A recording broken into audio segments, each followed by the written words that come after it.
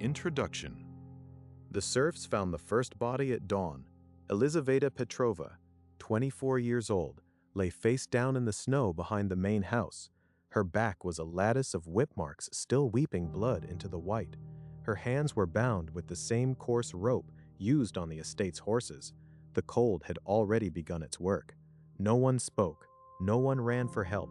They wrapped her in a rough blanket and carried her to the edge of the birch grove before the mistress woke.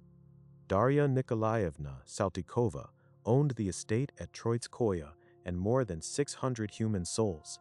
Between 1756 and 1762, she beat, burned, froze, and starved at least 138 of them to death. The Russian state eventually removed her from the estate in 1762. The trial that followed climbed all the way to the Empress herself. More than 2.5 centuries later, the case remains the clearest surviving record of what happens when absolute power over human beings is given to a person with none. This is the story of those women, their names, their lives, the silence that surrounded them, and the 2 men who finally broke it. Subscribe to Archive 13 and tell us in the comments how many more bodies lay in unmarked graves that the investigators never found. Understand this first. Serfdom in the Russian Empire was not slavery by another name. It was something structurally different and, in certain ways, worse. It was ownership of both labor and person, bound to the land and to whoever held the deed to that land. A noble could sell a serf family the way you sell livestock, could punish them, humiliate them, exile them to Siberia, could kill them, provided the act stayed quiet and inside the estate walls. The law offered a mechanism for complaint. The mechanism was designed never to be used. Moscow province in the 1750s was a patchwork of such estates. Roads were poor, priests were distant. The nearest government official might be 2 full days away on horseback, and that official himself held serfs. The system enforced itself by being its own horizon. There was no outside. Darya Nikolayevna was born into this world in 1730. Her father was a minor noble with military connections, competent enough to keep the family comfortable, but unremarkable by the standards of the Moscow gentry. She married Gleb Alexandrovich Saltykov at 17. A match arranged at the level families like hers arranged everything, practically without sentiment. Gleb died in 1756. He left her Troitskoye and several smaller villages. He left her more than 600 serfs. He left her the title, the income, and the authority. Neighbors who later gave testimony described her in that first year of widowhood as strict but unremarkable, no different from a dozen other mistresses managing estates alone. The archives record no complaints filed against her until 1757. The estate sat 20 versts from Moscow. That distance mattered enormously. A complaint had to travel through layers of local officials, each of whom held serfs and understood the social contract involved. A serf who reached the city carrying a petition risked being identified, detained, and returned to the estate for having left without permission. The punishment for leaving without permission was at the mistress's discretion. The legal mechanism existed on paper. In practice, it was a wall built to look like a door. Under the 1649 law code, serfs were legally prohibited from filing complaints against their owners in most civil matters. The 1760 decree allowed nobles to exile serfs to Siberia for what the law called impudence, a category that included petitioning. The system was not broken. It was functioning exactly as designed. This was the world Darya Saltykova inherited when her husband died. 600 people with no legal voice, 40 miles of forest and bad roads between her and accountability, a social order that had been reinforcing itself for a century. She had everything she needed. The first documented warnings did not come from officials. They came from a priest. The chapel cleric at Troitskoye began noting absences from Sunday services in 1757. Women who had attended faithfully were suddenly gone. Those who still came bore visible marks, bruising on the face and throat, a stiffness in the way they moved. Parish records from that year list 3 serfs buried without last rites, following what the records call accidents. No investigation followed. The priest noted the irregularities and then noted nothing further.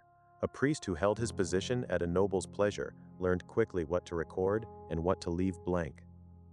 0.8 seconds. Neighbors later recalled that Saltykova kept a dedicated storeroom on the estate, not a tool room in the ordinary sense. This one held birch rods soaked overnight in brine to keep them flexible, iron pokers, heavy household keys used as striking implements. Servants who displeased her were sent there after dark. The sound carried. A stable hand named Ivan Fyodorov testified years later during the Senate trial that he heard screaming from that room lasting until morning on multiple occasions. He stated he and the other stable workers learned to sleep with cloth pressed against their ears. He stated no one spoke of it in daylight. No formal psychological record exists from this period. What survives are patterns, and patterns tell their own story. Forensic psychiatrist Dr. Anna Varga, writing on historical case studies of noble perpetrators in her 2003 analysis of the Saltykova files, observed that the behavioral arc is consistent with what modern profilers recognize as a progression from sanctioned violence into compulsive violence. The internal permission structure never changed. Only the threshold did.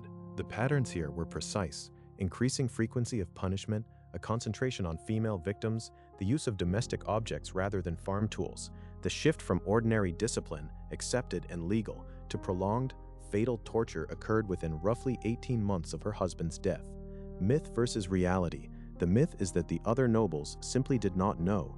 The reality is more uncomfortable. Several neighbors later admitted they had heard rumors as early as 1757. None filed a report. The social architecture of the nobility demanded a collective silence. To report Saltykova was to invite scrutiny of one's own estate. The silence was not ignorance, it was self-protection. Pause. The warning signs existed.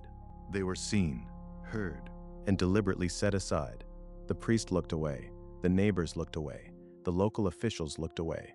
And in the storeroom behind the main house, the screaming continued until morning. Her name was Akulina Yakovleva. She was 23 years old.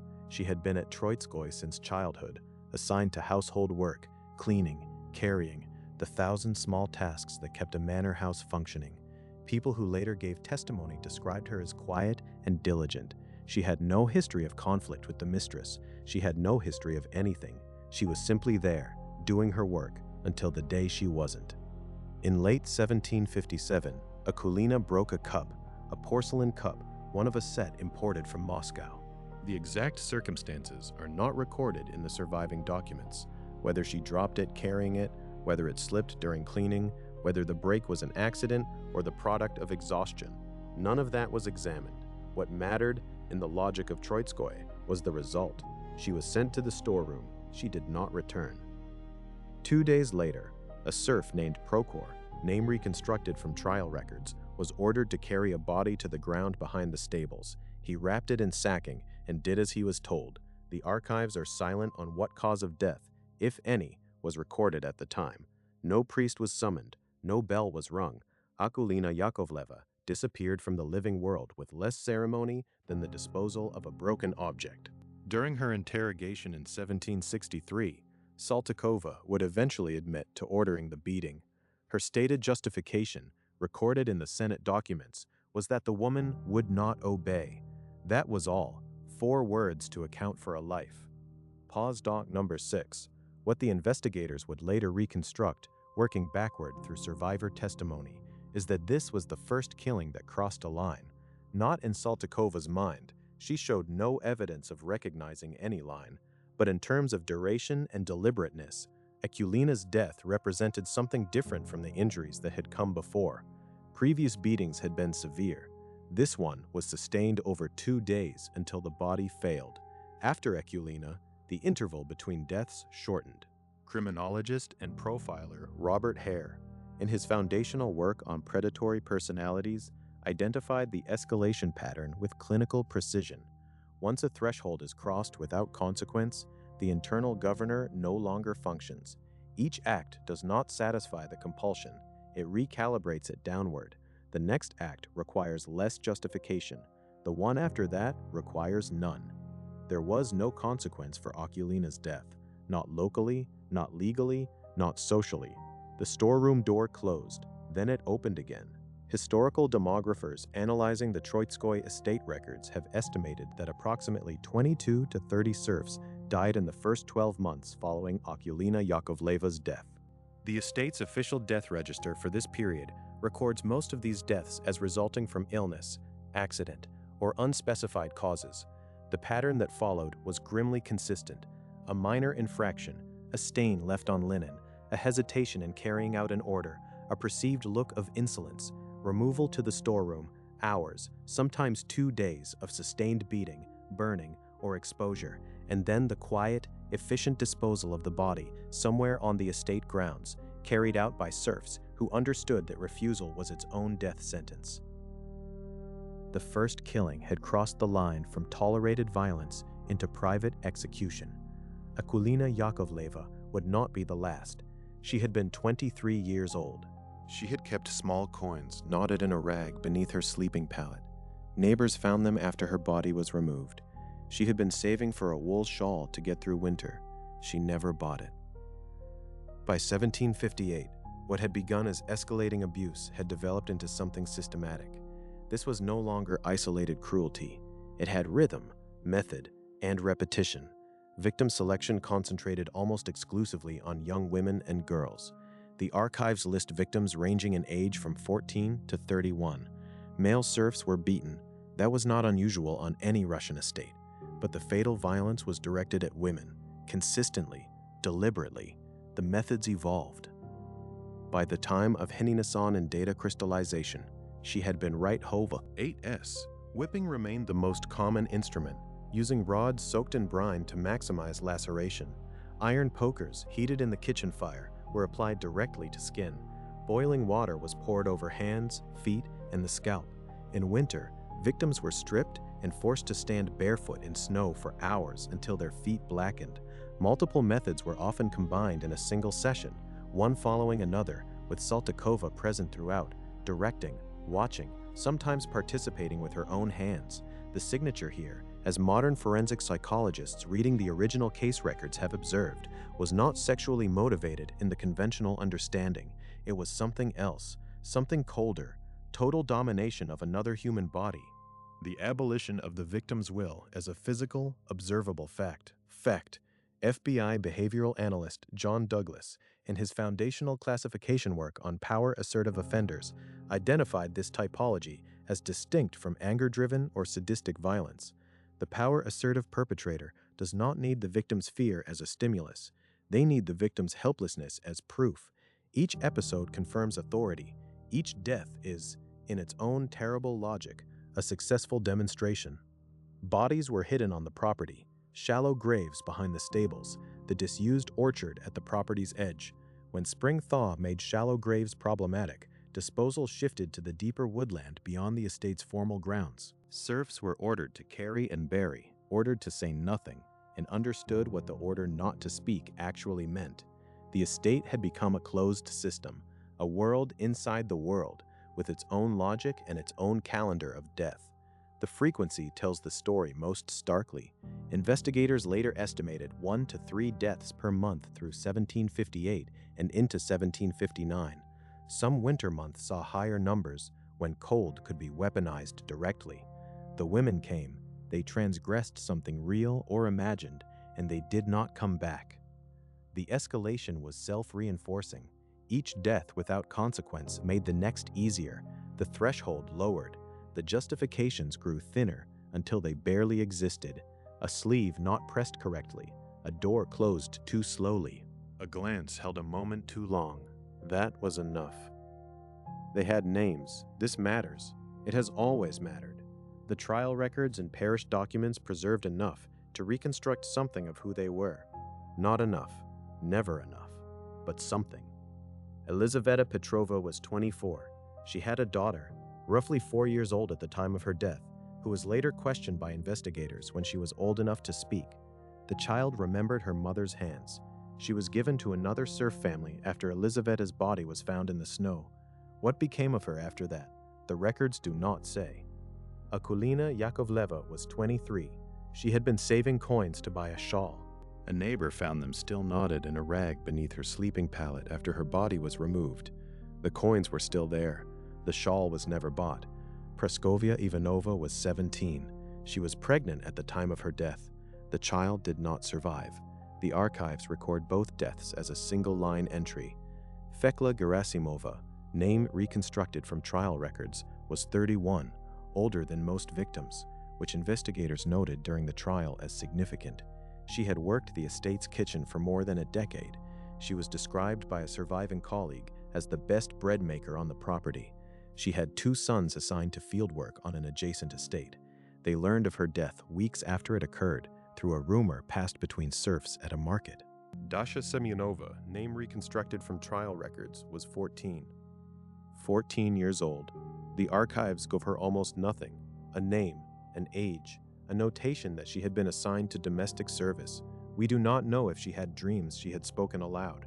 We do not know if she was afraid when she was sent to the storeroom, though we can guess. She had been someone's daughter. She had been someone's daughter.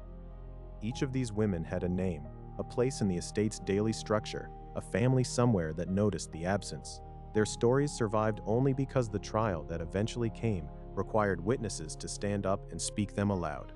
For every name that survives in those records, investigators believed there were several more that had been buried too deeply, too long ago, for anyone to recover. Myth versus reality. The myth, repeated in some early historical treatments of the case, is that serf life was so brutal and precarious that the deaths at Troitskoye were simply part of a larger ambient tragedy that no one truly noticed. The reality, as the trial testimony makes clear, is that everyone noticed. The other serfs kept mental tallies. They remembered names and faces and the specific reasons given for each removal to the storeroom. They noticed because these were their neighbors, their kin, their friends. They remained silent because silence was the only survival mechanism available to them. Pause Olze. 8s. The women of Troitskoye were not invisible. They were silenced. There is a difference, and it is everything. By early 1758, the killing had become unremarkable. That is the most disturbing sentence in this entire account. Not that it had become more frequent, though it had. Not that the methods had become more elaborate, though they had. But that within the closed world of Troitskoye, death by the mistress's hand had become a feature of the landscape, a weather pattern, something you watched for and tried to avoid, like a bad storm coming in from the north. Saltykova no longer bothered to conceal every body. Sample and lost. Parish priests in the surrounding villages began registering anomalies they could not fully explain. Clusters of unmarked graves appearing in the woodland between estates. Names disappearing from the Troitskoye congregation without transfer records or recorded illness. One priest, serving a village 3 versts from the main estate, submitted a query to his bishop in the spring of 1758, noting that 18 women from a single estate had died in 18 months. The query was filed. No response came. A blacksmith named Fyodor Kuznetsov, who later testified before the Senate investigators, stated that he had been contracted by the estate's steward to forge additional iron implements in the winter of 1757 to 1758. He described them as rods with flattened ends and clamps of a design he had not seen requested before. He stated the steward told him they were for agricultural use. He stated he did not believe that. He stated he made them anyway, because refusal was not a real option for a craftsman dependent on estate contracts. Pause 0.8 seconds. The frequency of fatal incidents rose from 1 every few months to several within a single winter. The cold months were particularly lethal. Winter at Troitskoye offered a specific and terrible toolkit. Exposure to sub-zero temperatures required no special equipment, left fewer visible marks than iron burns, and could be attributed afterward to illness, to a servant who had wandered out at night, to any number of explanations that a local official would be unlikely to question. Saltykova learned this and used it. The winter of 1758 was the deadliest the estate had yet seen. Pause 0.8s. Surviving witness testimony from the trial describes sessions that lasted through the night, with multiple victims present. Women were made to watch each other. This detail, reported by at least 3 separate witnesses who gave testimony independently, is significant to modern forensic psychologists reading the case. The audience component suggests a specific psychological dynamic. The suffering of one was used to amplify the terror of the others. The performance required witnesses. It required an audience of the powerless. Dr. Mikhail Vinogradov, Russian forensic psychiatrist and author of several analyses of historical criminality in noble households, wrote in 2007 that the Saltykova case displays a behavioral signature he terms compulsive domination with audience reinforcement, a pattern in which the perpetrator's internal satisfaction requires not just the victim's submission, but the witnessed submission of an entire captive social group. The estate, in this reading, was not just the location of the crimes, it was the apparatus of them. The steward knew, the stable workers knew, the kitchen staff knew, the blacksmith who forged the irons knew, the priest who stopped filing queries knew, the neighboring nobles who had heard the rumors knew. Knowledge was everywhere. Action was nowhere. Fact: the Troitskoye estate records, analyzed by historian E.V. Anisimov in his 2004 study, show that the estate's official serf death toll between 1757 and 1762 was recorded as 72 deaths from natural causes. Investigative exhumations and witness testimony during the 1763 trial accounted for confirmed deaths at nearly twice that number, with the actual total suspected to be significantly higher. The official record was not a failure of documentation, it was an active, ongoing falsification. Every night the storeroom door closed. Every morning the estate rose, fed the horses, swept the floors, and continued. The horror of Troitskoye was not only what Saltykova did, it was the total, practiced normality that surrounded it. The way ordinary life continued in its rhythms, the bread baked, the fires lit, the fields tended, while women were being destroyed 40 feet away. That normality was not incidental, it was the mechanism of concealment, and it held, almost completely, for 6 years. They tried to run.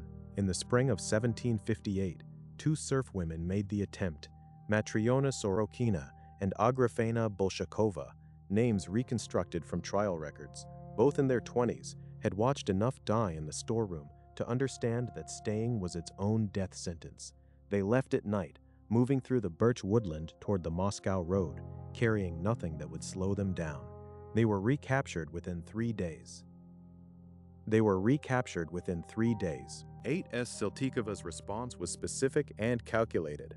Both women were stripped in front of the assembled household and left outside overnight in temperatures well below freezing. This was not an impulsive act. It was a demonstration. The estate watched. The point was made to everyone present simultaneously. Escape leads here. This is what awaits. Matriona died before morning. Agrafena survived, but the frostbite damage to her hands and feet was permanent and severe. She was no longer able to perform the household work she had been assigned. The records do not indicate what happened to her after that, and the silence of the records on that point is not reassuring. Pause. 0 minutes. 8S. No outsider intervened during the recapture or afterward because, legally speaking, no intervention was warranted. Serfs who left an estate without written permission were runaways. Returning them was the duty of anyone who encountered them. The law that was supposed to protect people was the same law that handed them back to be killed. Myth versus reality. The myth is that serfs were passive, that they accepted their condition without resistance. The trial record tells a different story. Matriona and Agrafena attempted escape. Others sent hidden petitions. Surviving serfs maintained secret tallies of the dead, memorizing names and circumstances to report later. Ivan Fyodorov and Stepan Petrov would eventually risk their lives to carry testimony to Moscow. The resistance was real. It was simply operating against a system specifically designed to crush it at every available point. The execution of Matriona's escape attempt achieved what it was intended to achieve. For a period following the demonstration, no further escape attempts were recorded. Fear had been restocked. The lesson had been administered in front of the entire estate. The storeroom waited. The leaves off the birches, the ground hardening toward winter, and somewhere in the estate's quarters, a small group of male serfs doing something extraordinarily dangerous. They were writing a letter. The process of composing it had to be clandestine. Literacy among serfs was rare and, on some estates, actively discouraged. Finding someone who could write, keeping the meeting secret, deciding what to say and how to say it without triggering immediate retribution, each step carried the risk of death. The letter described the killings. It named names. It asked for someone with authority to come and see. They carried it to the local governor's office. It was returned unread. The reason given? to the extent any reason was given, was procedural. The petition had not been submitted through the correct channels. The correct channels required the serf to obtain written permission from their owner to leave the estate and petition, permission to petition against the owner. The circular logic was not accidental, it was the point. Saltykova learned of the attempt. She always learned. In a state of 600 people with one person holding the power of life and death generates informants as a natural byproduct of fear. Someone talked, or someone was suspected of talking. The men believed to have authored the petition were beaten in front of the full household assembly. The message was identical to the one delivered after Matriona and Agrafena's escape attempt. The external world does not want to hear from you. There is no outside. There is only this. And for 4 more years, that message held. Under the laws in force in 1758, a serf who submitted a false or unsubstantiated complaint against a noble master was subject to flogging and exile to Siberia. The threshold for what counted as false or unsubstantiated was determined by local officials who held serfs themselves. The legal system had constructed a near-perfect mechanism for ensuring that complaints about noble violence never received formal consideration. Pause, 1.5 seconds. The year 1759 was the worst. Not because the methods changed substantially, not because a new threshold was crossed, but because the sessions had become nightly and the estate had fully reorganized itself around the fact of them. The storeroom was no longer a punishment room that became something else after dark. It had become a dedicated site, a place with a function. Everyone on the estate knew its function. Everyone lived around that knowledge like water moving around a fixed stone. Survivor testimony from the 1763 trial reconstructs what the sessions looked like. Victims were ordered to stand with their arms raised above their heads and to hold that position while Saltykova directed the application of heated iron to their backs, thighs, and the soles of their feet. The position was chosen for a reason. Arms raised and held produces rapid muscle exhaustion, which intensifies the sensation of pain and accelerates the body's physical deterioration. This was not accidental knowledge, it was applied knowledge. One girl, Fedosia Artemonova, name reconstructed from trial records, was burned so severely across her back and shoulders that her skin adhered to the iron tools when they were withdrawn. She was approximately 16 years old. 2 witnesses corroborated the account independently, which was why it survived into the formal record. Witstausia Artemonova was 16 years old, and the last sound she made was when the metal pulled away from her skin. Disposal of remains shifted methodology during this period. Shallow graves had proven problematic as the count of dead rose. Spring thaw revealed things buried in a hurry. A disused well on the estate's eastern boundary was identified as a more permanent solution. Multiple witnesses testified to carrying remains to this location, wrapped in sacking, at night. The well was deep enough that the problem of decomposition and discovery became, in practical terms, solved. 8S. The psychological atmosphere of the estate in 1759, as reconstructed from testimony, was one of absolute suspended terror, not constant screaming and overt violence. That was concentrated in the storeroom, at night. The daytime presented as a functioning household, meals prepared, work assignments completed, the outward rhythms of estate life maintained precisely because maintaining them was survival. You did not draw attention, you did not hesitate, you did not look toward the storeroom. Forensic psychologist Dr. Martha Stout, in her clinical analysis of captive population dynamics, describes this condition as adaptive dissociation, the human mind's capacity to partition the knowledge of ongoing atrocity from the functional self required to get through the day. The serfs of Troitskoye were not in denial. They knew exactly what was happening. They had learned to keep that knowledge in a separate room of the mind, accessible but not active, because activating it made survival impossible. Pause 0.8 seconds.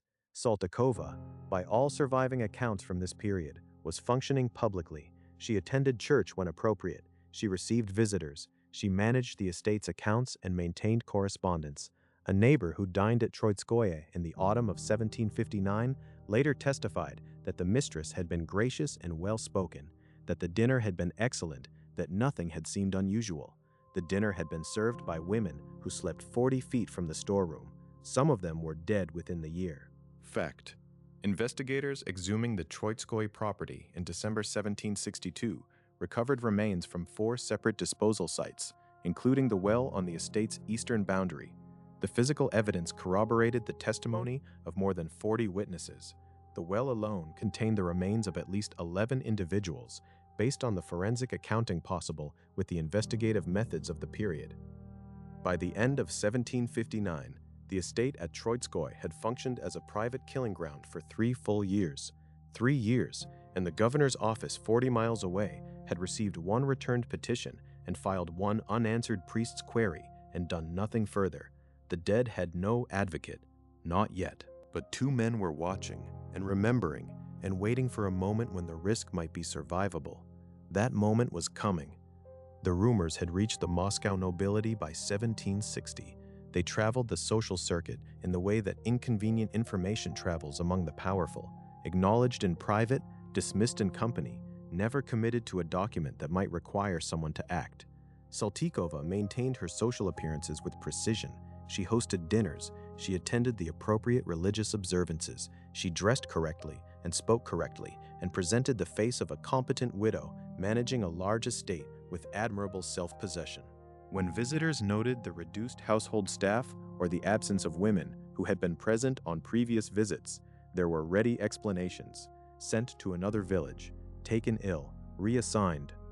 The disconnect between her public demeanor and what was occurring nightly on her property was not lost on everyone who encountered her. Several neighbors who later testified admitted they had felt something they struggled to name, a quality of stillness or vacancy beneath the social performance that registered as wrong without being specifiable. One neighbor, a widow of similar station named Natalia Korsunova, name reconstructed from testimony records, stated she had stopped accepting invitations to Troitskoye after a visit in 1760, during which a young servant had flinched visibly when Saltykova raised her hand to gesture toward a painting. The gesture had been innocent, the flinch had not been. Natalia Korsunova told no one in authority. She simply stopped visiting. This was the architecture of noble complicity, not active collaboration, in most cases, not enthusiasm for what was occurring, simply a practiced willingness to look at the edge of a thing and then look away, to calculate, correctly, in terms of immediate self-interest, that involvement carried risk and non-involvement carried none. To file the discomfort in the category of other people's business and return to one's own estate and one's own life. The calculation was rational. The consequences of it were ongoing murder. Myth versus reality. The myth most commonly encountered in popular treatments of this case is that Saltykova was concealed by isolation, that the remote estate and poor roads made discovery effectively impossible. The reality, as the trial record shows, is that dozens of people outside the estate had sufficient information to prompt an official inquiry years before one occurred. The concealment was social, not geographical. It was maintained by the active choices of people who had options. Pause 1. 5s. By 1762, the accumulated weight of the disappearances had reached a threshold that proved harder to manage. The new priest mattered. The previous chapel cleric had learned the lesson of the filed query and the absent response. The priest who replaced him in late 1761 had not yet learned it, or had decided not to. When the next death was brought to him for burial record, he refused to enter it as a natural death without examination of the body. He submitted a formal written query to his bishop and separately to the local administrative office with explicit language about the number of young women who had died on a single estate in recent years. Both queries were acknowledged this time, not acted on, but acknowledged, which meant they were in writing somewhere, attached to names, impossible to return unopened. And then Ivan Fyodorov and Stepan Petrov made their move. They had been watching and waiting for years. Ivan, the stable hand, had been memorizing names since 1757. Stepan, a field worker whose wife had died in the storeroom in 1759, had been composing the shape of a testimony in his head for 3 years. They did not file a local petition. They had seen what happened to local petitions. They walked to Moscow. They walked separately, at intervals, using routes that avoided the main roads where they might be recognized, and returned. They reached the city carrying nothing but names, dates, and a precise, detailed account of what had occurred at Troitskoye over 6 years. They submitted their petition directly to the College of Justice, bypassing every local intermediary who who had previously swallowed such documents whole. The petition reached a desk at a fortunate moment in Russian history.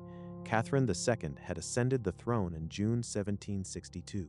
She was new, politically aware, and acutely conscious of her image as an enlightened ruler in the European tradition. A case involving the systematic murder of serfs by a noblewoman was precisely the kind of case she could use to demonstrate that her administration was different. The petition was not returned.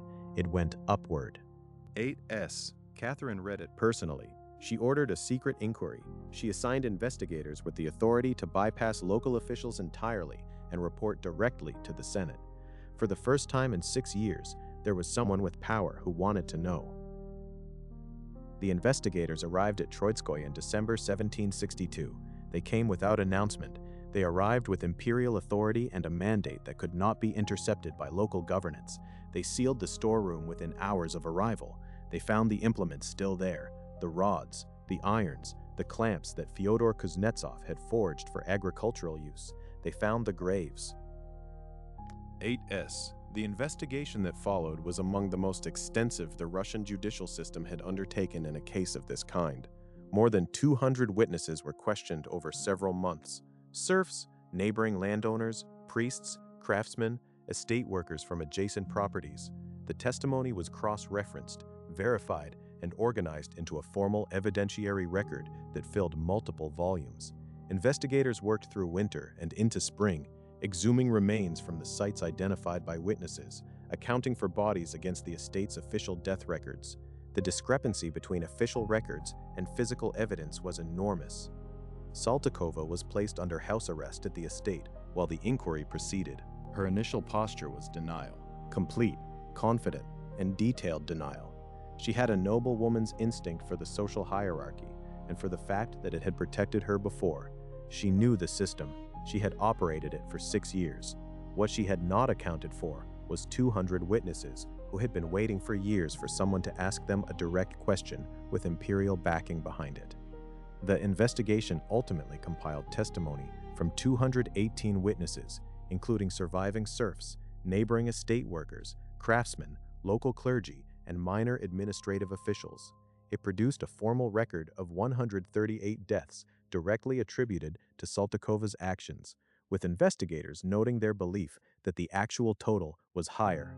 The case file, archived at RGADA Fund 248, remains one of the most complete criminal investigation records surviving from 18th century Russia. By spring 1763, the denial had become untenable. The evidence had grown past the point where even the system that had protected her for 6 years could absorb it. The case moved to the Senate. The reckoning had arrived.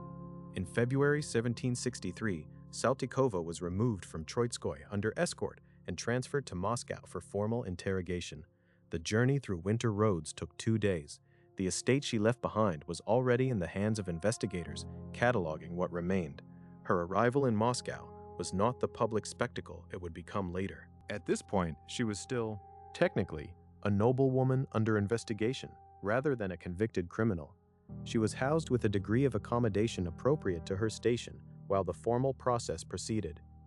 The interrogation sessions over the following weeks broke through the denial in stages. Individual witnesses were presented, specific incidents were described, dates, names, methods, with a precision and consistency that her denials could not match. Former serfs who had been coerced into disposing of bodies gave testimony that placed her in the room, at the door, directing proceedings. The accumulation was methodical and total. By the time the case was formally transferred to the Senate for trial, the evidentiary record was effectively complete. The trial that followed was less a contest of facts than a process of formal determination. Catherine II monitored it closely. The Senate convicted Saltykova of 38 confirmed murders, acknowledging in its records that the full total was likely far higher. The sentence handed down was extraordinary by the standards of Russian noble justice.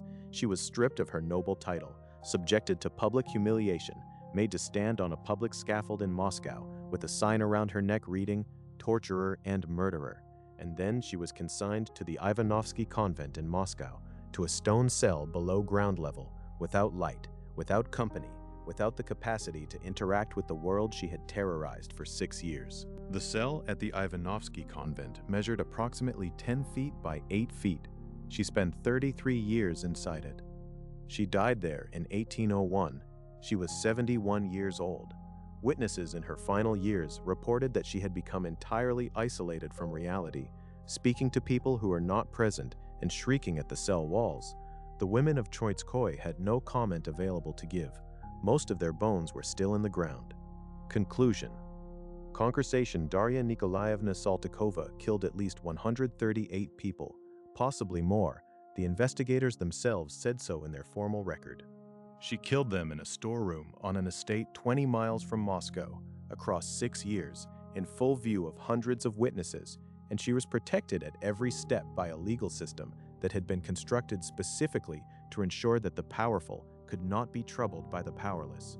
What broke the system was not the system.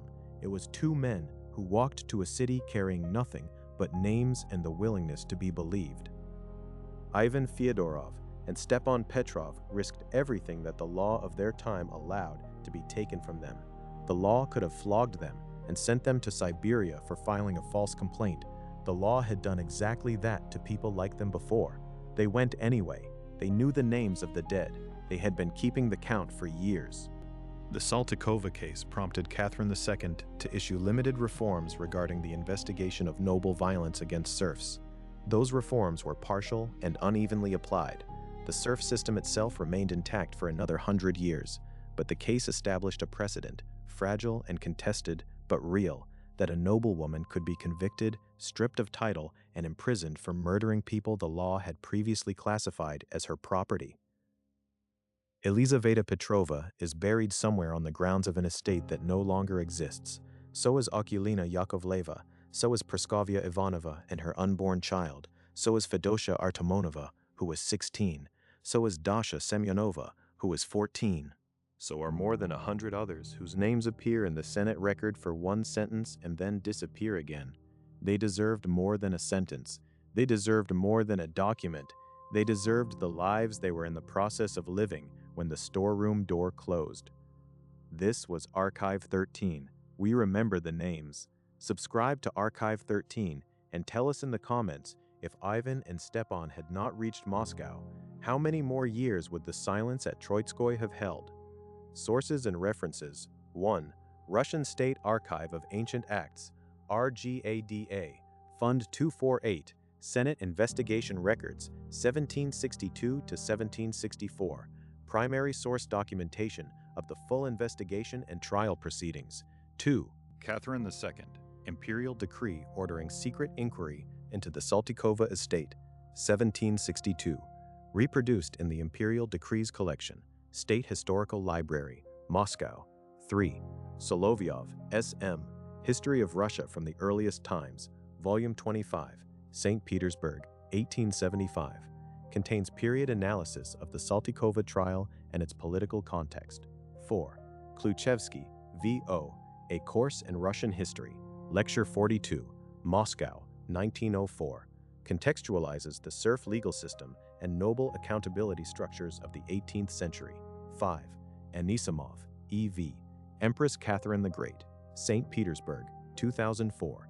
Includes analysis of the Saltykova case as a political instrument of Catherine's early reign. 6. Kamensky, A.B., The Saltykova Case and Serf Law, Russian History, Volume 3, 1998. Academic analysis of the legal precedents set by the conviction. 7. Madariaga, Ida Russia in the Age of Catherine the Great, Yale University Press, 1981. Broader historical framework for serf law and noble privilege in the period. 8. Pushkareva, N.L., Women in Russian History, M. E. Sharp, 1997. Situates the Saltykova case within the history of women's legal standing in Imperial Russia. 9. Evrenov, N.N., The History of Corporal Punishment in Russia, St. Petersburg, 1913. Documents legal and extra-legal punishment practices across the imperial period. 10. Semevsky, V.I., The Peasants in the Reign of Catherine II, St. Petersburg, 1881. Primary academic study of serf conditions, legal status, and the petition system. 11. Troitskoye, D.P., Memoirs on the Saltykova Trial, Moscow, 1802 edition. Contemporary account from a legal administrator with access to trial documentation. 12. Jones, R.E., The Emancipation of the Russian Nobility, Princeton University Press, 1973. Examines how cases like Saltykova's intersected with the long arc of noble legal reform. 13. Hartley, J.M., A Social History of the Russian Empire, Longman, 1999. Social and administrative context for the functioning of estate systems and complaint mechanisms. 14. Vinogradov, M.V., Historical Criminality and Pathology of Power in the Russian Noble Household, Journal of Forensic Psychiatry and Psychology, 2007.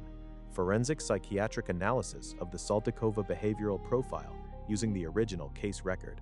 15. Hare, R.D., Without Conscience, The Disturbing World of the Psychopaths Among Us, Guilford Press, 1993. Foundational behavioral typology referenced in the analysis of escalation patterns.